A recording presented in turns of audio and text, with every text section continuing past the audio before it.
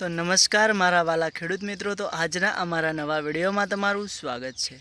તો હવે વાત કરીશું આપણે કપાસની ખેતી વિશે। તો મારા વિડીયોની અંદર છેલ્લે સુધી બન્યા રહેજો અને વિડીયો ગમે તો દિલથી એક લાઈક કરવાનું ભૂલતા નહીં।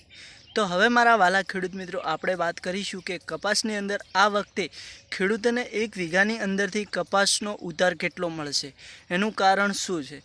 તો કે આ વખતે વરસાદ વધારે પડ્યો છે અને વધારે વરસાદના કારણથી ખેડૂતોને કપાસની ખેતી મોટા ભાગે બગડી ઘણી છે।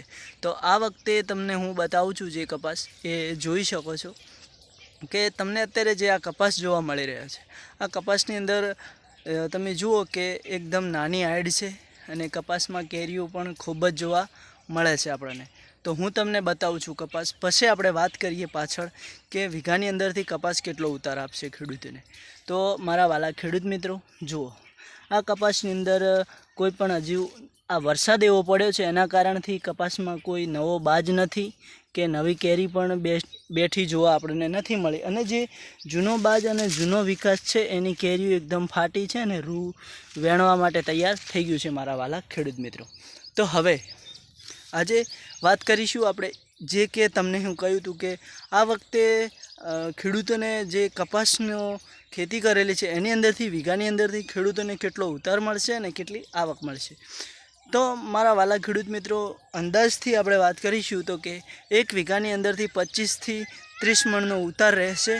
અને આ વખતે કારણ કે કપાસની અંદર ઘણો વિકાસ નથી, ઘણો બાજ પણ નથી, અને તમે જુઓ ચારે બાજુનો નજારો તમને જોવા મળતો હશે કે અત્યારે કપાસની અંદર વરસાદના કારણથી જે શરૂઆતની જે કેરીઓ હતી એ એકદમ વધારે વરસાદ પડવાથી હળી ગઈ છે અને કાળી પડી ગઈ છે, એટલે કે ગરગોડિયા થઈ ગયા છે, ગોઠિયા થઈ ગયા છે। એના કારણથી એ કપાસનું રૂ પણ કામ નથી આવતું કે એ રૂ આપણે વેણી પણ નથી શકતા, અને ઘણા બધા ખેડૂતો એ કેરીઓ ફેંકી દેતા હોય છે કારણ કે એનો કોઈ પણ ઉપયોગ નથી થતો।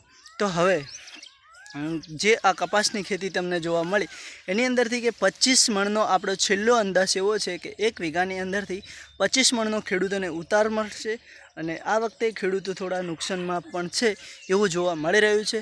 તો આ વરસાદના કારણથી ખેતી ખેડૂતોની બગડી છે, નહીંતર આ વખતે કપાસમાં એવું પહેલાં જ્યારે સ્ટાર્ટિંગ થયું કપાસનું વાવેતર હતું અને જ્યારે કપાસ આપણને જોવા મળતો ત્યારે એવું લાગતું હતું કે આ વખતે કપાસની ખેતીમાં ખેડૂતોને ખૂબ જ ફાયદો રહેશે અને સારી આવક પણ મળશે અને ખેડૂતોને ફાયદામાં રહેશે।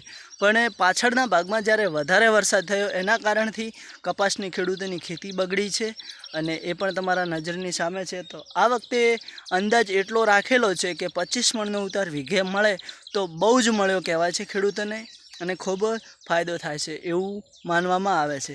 એનું કારણ એ છે કે આ વખતે વરસાદના કારણથી મોટા ભાગે જે નુકસાન થયું છે, એટલે આ વાવેતર અને નફો અને જે બિયારણનું વાવેતર કર્યું છે એ જ ખેતીનો ખર્ચો નીકળે એટલું ઘણું છે। તો આજના વિડીયોમાં આટલું જ, નેક્સ્ટ વિડીયોમાં ફરી મળીશું। વિડીયો ગમે હોય તો લાઈક જરૂરથી કરજો।